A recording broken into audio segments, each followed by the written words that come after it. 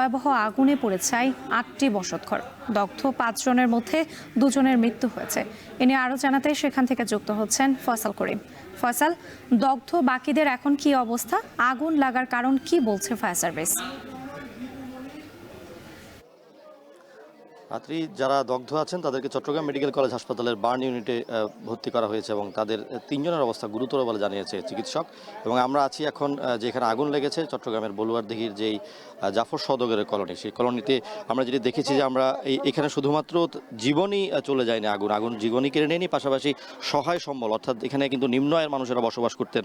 9টি বসতঘর পুড়ে গেছে। এখানে বেড়ার ঘর ছিল, আধা পাকা ঘর ছিল এবং সেই ঘরগুলোতে আমরা যেটি দেখছি যারা বসবাস করতেন অধিকাংশই নিম্ন আয়ের মানুষ, হকার এবং যারা দিনমজুর করে আসলে তাদের রুটি রুজির ব্যবস্থা করতেন। এবং আমরা একজনকে এখানে পেয়েছি যে তার যে 2 লক্ষ টাকার 2.5 লক্ষ টাকার যে সহায় সম্বল সেটি কিন্তু পুড়ে গেছেন। এবং তিনি বলছেন যে তিনি দীর্ঘদিন হকারি পেশা করে আসলে বিভিন্ন জায়গায় পারফিউম কিংবা আতর বিক্রি করে তিনি এই টাকাগুলো জমিয়েছিলেন এবং তার এই অর্থগুলো একেবারেই আলমারির ভেতরে ছিল, যেটি তিনি তার পরিবার নিয়ে তিনি বেরিয়ে যেতে পারলেও এই অর্থগুলো তিনি নিরাপদে তিনি বের করে আনতে পারেননি এবং যে কারণে দেখা যাচ্ছে কি সেগুলো পুরো একেবারেই কয়লা হয়ে গেছে। তার 2.5 লক্ষ টাকার সম্পদ এবং তার স্বর্ণ ছিল অনেকগুলো, তিনি দাবি করছেন। এবং এরকম আসলে অনেকের ঘরই পুড়ে গেছে এবং তিনি বলছেন যে এগুলো তিনি তার দীর্ঘ জীবনের যেই সঞ্চয়, সেই সঞ্চয়গুলো দিয়ে তিনি বাড়িতে একটি ঘর বানানোর পরিকল্পনা ছিল। এবং আমরা অনেককেই পেয়েছি এরকম, কারো বিদেশ যাওয়ার অর্থ ছিল, কারো দীর্ঘদিনের জমানো অর্থ এবং অনেকেই রুটি রুজির জন্য যারা দিনমজুরি করতেন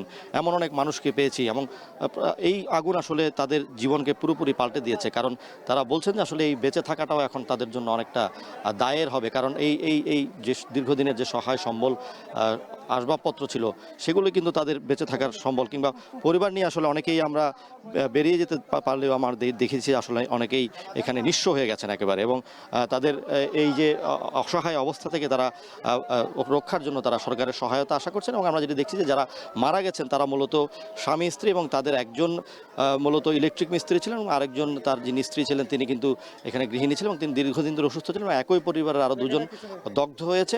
এবং এখানে 9টি বসতঘরের যে অবস্থা আমরা যে দেখেছি একেবারে ঘিঞ্জি এলাকা, যেখানে ফায়ার সার্ভিস এখানে ঢুকতে কিছুটা বেগ পেতে হয়েছে, তবে পাশে বলুয়ারদিঘি থাকার কারণে কিছুটা দ্রুত সময়ের মধ্যে তারা আগুন নির্বাপন করতে সক্ষম হয়। রাত্রি।